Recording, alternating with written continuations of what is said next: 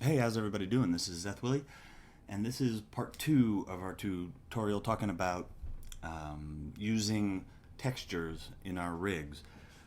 We talked in the first bit about using textures as textures, essentially, and animating those, and in this part we'll just do a quick little overview on how you might use bump maps and normal maps and animate those to create some sort of interesting effects in your rig. It almost ends up being kind of like a corrective shape. Instead of using geometry, though, which we would do in a corrective shape, in this case we're using textures as the corrective shape. And it's not necessarily correcting anything, but you're adding in detail, so it's like a sort of additive corrective shape, if that makes any sense. And there are essentially, when you talk about this stuff, people will talk about two different things. They'll talk about bump maps and normal maps.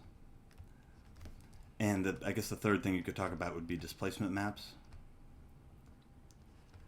And they're really sort of all similar. I would say these two guys go together, and the displacement map is something a little bit different. Essentially, what you're doing in all of these is you're giving the illusion in any event of pushing off the normals. You're sort of dictating the height, the relative height, up or down from the surface of your object. And so if you have, where the term normal comes from is if you have a surface or a curve or whatever, coming out perpendicular from that is the normal. You could do that off of a vertex or off of a face or whatever. These all sort of handle this in slightly different ways, which is where the difference is. I'm going to sort of not talk so much about displacement.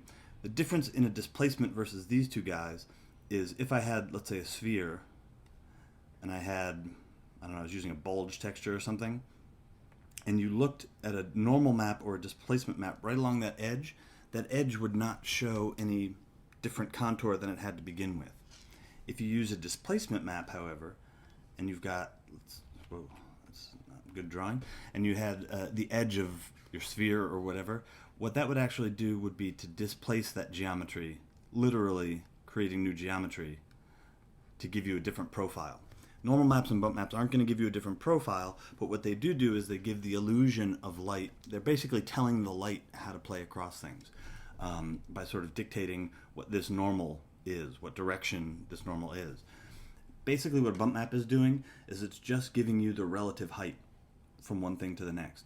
What a normal, from one pixel or one point that you're sampling to the next. What a normal map is doing is it is doing that exact same thing, but it's also giving you some slope in these different directions around. So a normal map is, I would say displacement is the bump map's big brother. Normal map is sort of the slightly older cousin of the bump map. They're essentially doing the same thing. The normal map just has a little bit more information in it. Sort of pushing things a little bit left or a little bit right, telling the slope a little bit more accurately. There are probably some technical differences in terms of depending on what platform you're on. You know, for gaming, my understanding is that normal maps are actually a little bit better for gaming. For game engines to calculate on the fly because you're actually literally telling the light what to do. Whereas bump maps, you're sort of giving the light some information and then making it figure out what to do. In the ordinary course of events, there's not necessarily a ton of difference between a bump map and a normal map. Again, a normal map has more information and is going to be more detailed and more accurate. There are disadvantages between the two of them. A bump map is much easier to create yourself, and you can paint a bump map. Kind of difficult to paint a normal map. You can paint a bump map and then convert it to a normal map, but you're not getting necessarily much information in the normal map in that case than you would have in the bump map. But you can then use it as a normal map. They're essentially the same, and the way that they're used in Maya, for example, is essentially the same. So there's not a ton of difference. Within normal maps, there's also, you could break that down and say there are tangent space normal maps, depending on how you're calculating things. There are tangent space normal maps, there are object space normal maps. Again, I'm not going to get into the nitty gritty of what's the difference between a tangent space normal map and an object space. Typically you use tangent space normal maps. Again, I'm going to let you sort of figure that out. There are some applications that will help you to create this stuff. So for example, if you're creating a texture, like I have a wood texture here, And if I want to create a normal map based on that, I could go into an application like Crazy Bump, which is really cool. And it lets you use a photograph essentially to create, this really cool bump, and it lets you play with all the different settings and stuff, and then it will render out a bump map. The difference when you look at them is that a bump map is going to look something like this. A bump map is going to have this weird sort of bluish, a tangent space bump map anyways. It's going to have this tangent space normal map is going to have this strange kind of bluish cast to it. And that's because the different colors, the RGB channels, are representing different things. So in a normal map, usually your red is going to represent like your left and right direction, your green is going to represent your up and down, and your blue is going to represent your normal in and out, sort of how far off the surface we're pushing. That's why when you look at a normal map, you see these weird colors. On a bump map, what you're looking at is actually just the up and down. So a bump map is going to be a grayscale, which is why it's much easier to paint. So these, when you start, and I'll talk about it a little bit later, when you start using normal maps, this can make a difference in terms of how you can manipulate normal maps, because the red and the green are doing different things than the blue. So it becomes a little awkward to manipulate them. That's one of the nice things about bump maps, is that they're really easy to visualize and to look at and to say, oh, well, that needs to be dark and that needs to be light. Whereas in a normal map, it's a little bit sort of harder to figure out exactly what's happening.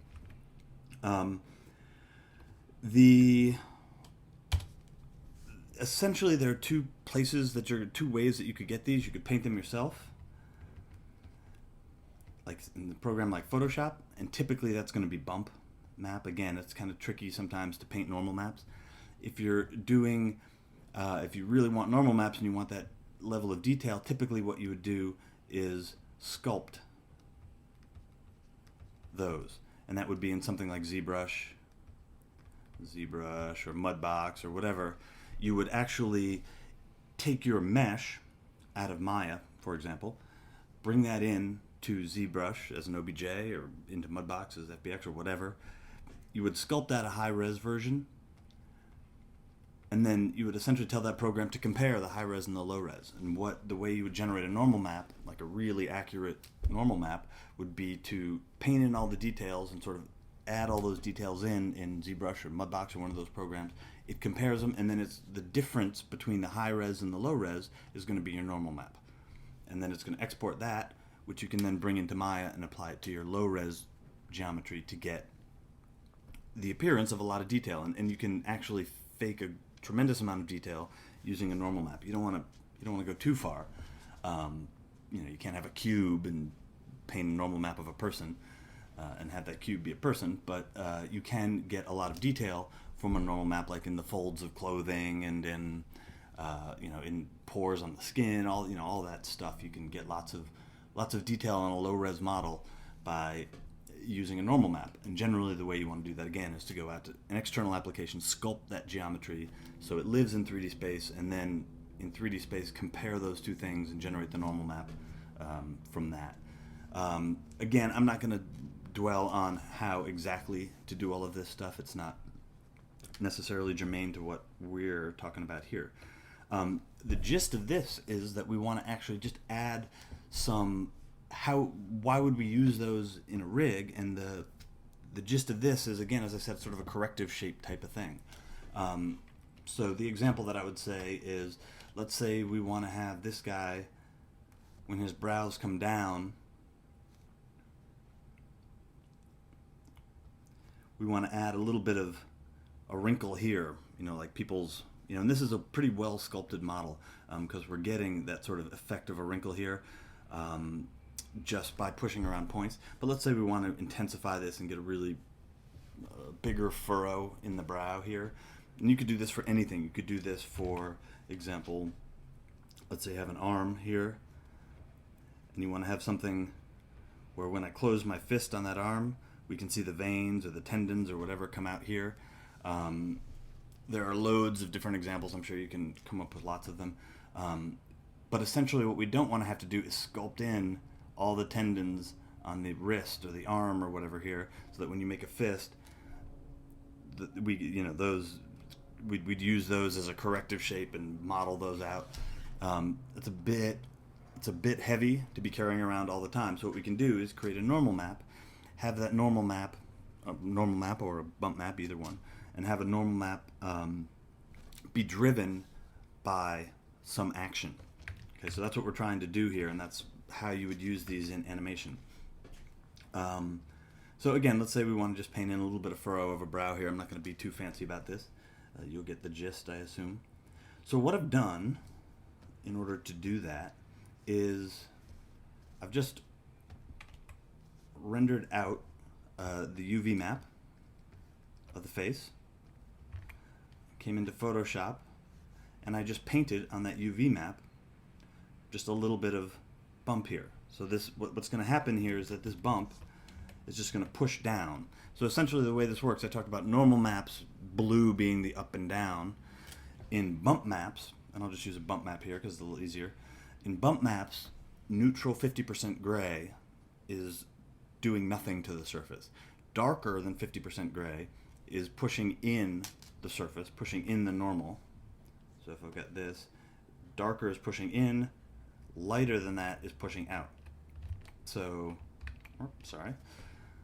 So in this case, I'm pushing in, creating a sort of wrinkle in that brow. And I'm not being, again, too specific about this. What you can do is if you're having trouble figuring out where things are, what you can actually do is come in Maya and paint on the surface exactly. So it might be tricky just from looking at the UVs to figure out where you want that wrinkle. So what you can do is in Maya just come in and paint on that surface and render out that texture, which is actually what I did. And you sometimes get some weird results, but that's sort of the painting. So here would be lines under the eyes, here would be that sort of wrinkle around the nasolabial fold, and here is, you know, where I want those sort of wrinkles in the brow. And it didn't come out terribly clear, but whatever, we'll fudge it. So this is my bump map essentially. So I'd get rid of my UVs. Here's my bump map. I would save this out as a bump map. Come into Maya. Now I don't want this bump map to be applied all the time. So let's bring these guys back up to their default position. And I'll bring over my hypershade. And I've just got a blend applied to his face. I'm not being fancy about anything here. We're being informal. And I'll grab this blend and I'll say in the bump mapping channel, and this would be the exact same for either normal maps or bump maps. And I'll click the checker there to bring up the options. I will use a file into the bump. And what the bump channel is going to do is when you apply a new bump, is going to essentially take your file, run it through the bump 2D node, and then run that into your texture. And these connections are the out alpha of this goes into the bump value of this, the out normal of this, of your bump, goes into the normal camera of your shader. So in my file texture, I'm just going to come in and find that whatever I had there. Let's see, where is it? My projects, tutorials, demos. I think it's in source images, normal maps, right? So there's my bump test. I'm just going to bring that in. It will map in through the bump node. So if I were to render this now,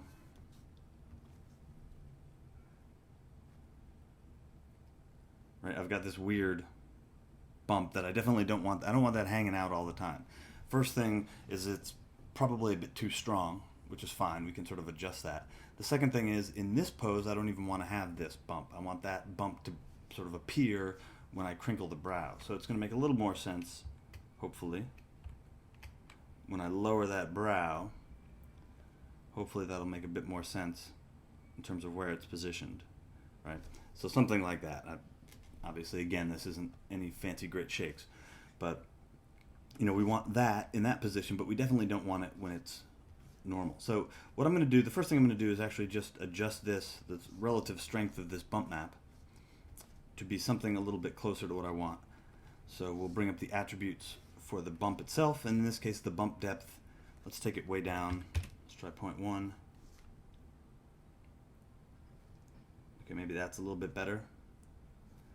Yeah, let's leave it like that. So we'll say 0.1 is a good value for that. And so now I have it basically set to the correct strength, but what I want to do is attach it in some way to the controller. In this case, just because of the way this character is set up, I actually don't have one brow controller. I would probably want to create a separate bump for each one of these. But in this case, what I'll do is just use the one on the right, or actually in the character's case, the left. So I'll come down here and go to my general editors. Oops, not general editor, sorry. What I want to do is, I'll do it here so you can see it. Animate, set driven key, set. And where's my little window? There it is. It's my set driven key. And my driver is going to be that inner brow right, which is actually incorrectly labeled. It should be inner brow left. And I will grab my bump 2D node and load that as the driven. And so what I'm going to do is say, because this is down now, and it is in the correct, it's down as sort of as maximally as it can go down, to the maximum, and the bump is in the correct value, I can actually just go ahead and translate Y will drive the bump depth. And I'll just key that. I'll bring it up to 0, and then I will go into my bump depth here and change my bump depth, in this case, to 0. So it is off. There is no bump depth now, and I'll key that. And so what I should see now, and we can do these two guys, we'll just gang these together. So what I should see now is no bump when I'm like this, which is good. And if I were to come here and bring these guys down, do we save that image? And when I bring it down, I actually am getting that bump. And what's cool is that I'm also getting in-between stuff. I could do another value of the set-driven key for that in-between stuff if I wanted to. Or I could adjust the curve of the set-driven key, which I've talked about in another tutorial. Right? So we're getting subtle changes. Right? So there's no bump at all. There's maximum bump, and there's sort of a little bit of bump. You can kind of see it in there. And I could certainly dial up these values, and you'd see it a little stronger. So let's just do that, just for the sake of argument. I'll dial that all the way down, just so we can see it a little better. Bring up my attribute editor here, and we'll call this. Actually, I could just do this all from the set-driven key. So let's do that again. So I'll come here, animate set-driven key, set. My inner and my bump are still locked up together, which is cool. So now it's down. I will come to my bump depth, and I will say the bump depth here, let's just call it 0.2. It's a little more clear there. Maybe 0.3, key that. I'm just turning up the bump a little bit so we can see it. Okay, so that's a little bit stronger there. And again, because I set that key to be a value of 0 when the brows are up, ideally, when the brows come up, that's still going to be gone. So as the brows come up,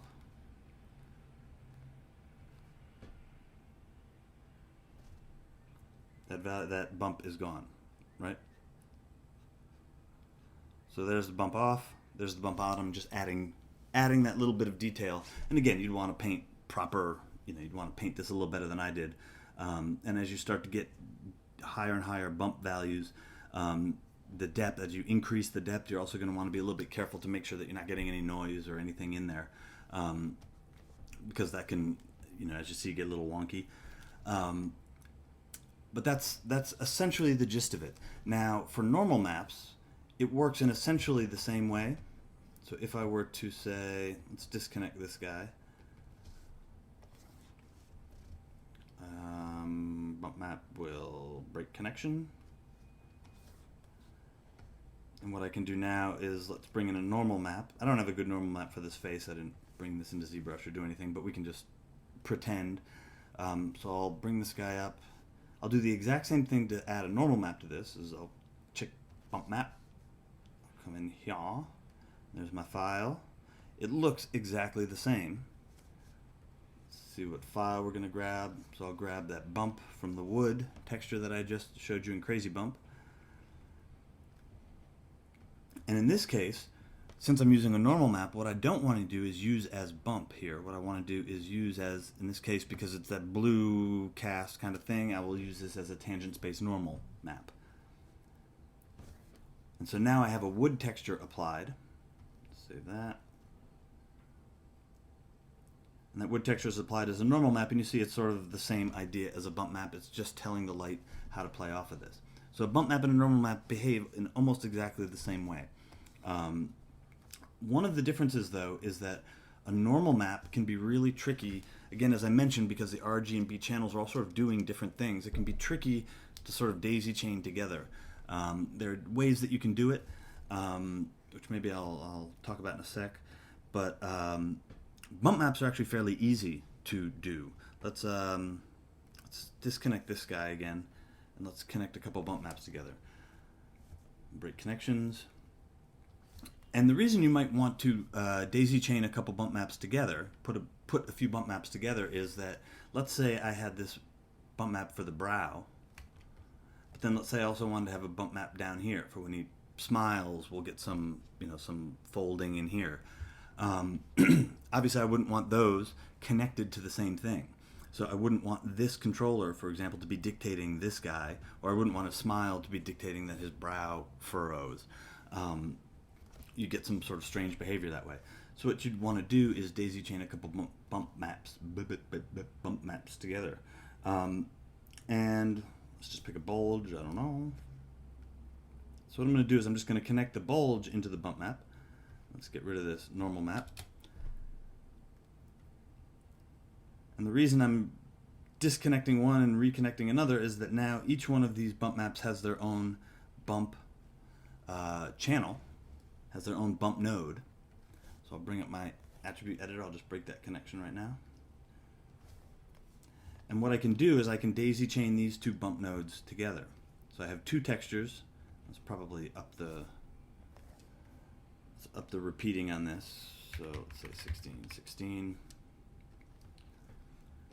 And the way that you would daisy chain these together is by choosing one, dragging it into the other one, and bringing up your connection editor.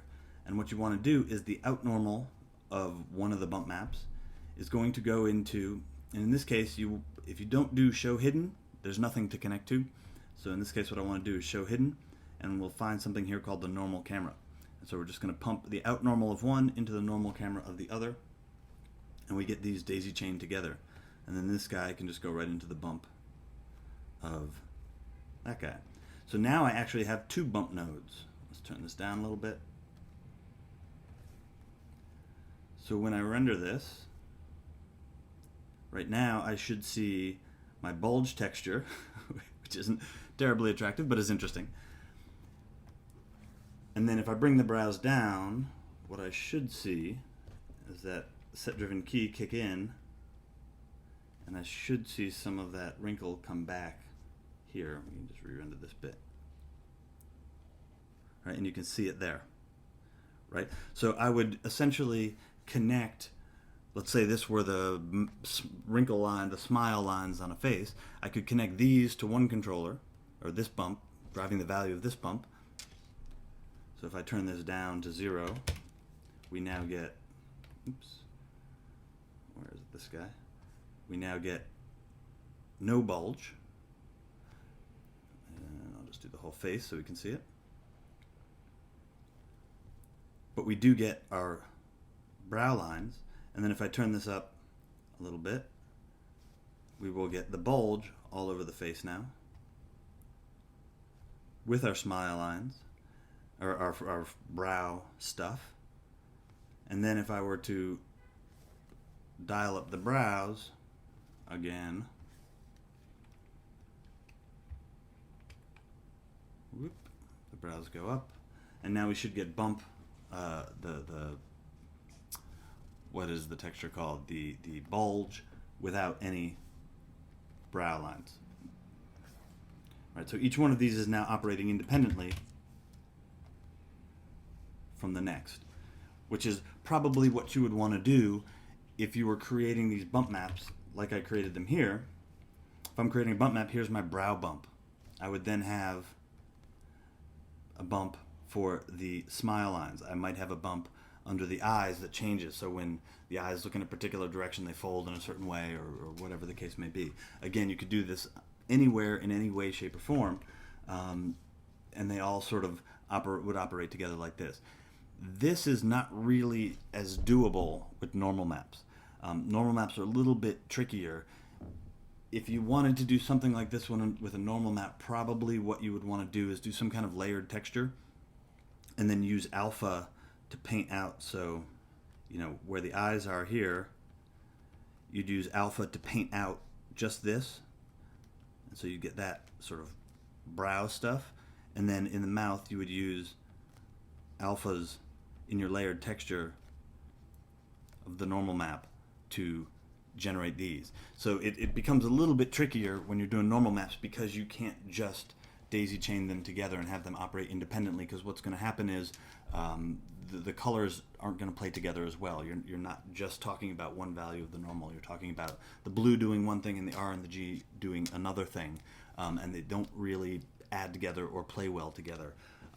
There are a couple different ways to do it, but I think probably the most effective way would be to alpha these out and then pump these all into a layered texture using the alpha, and then you could dial those bump values in the exact same way that you're dialing these guys.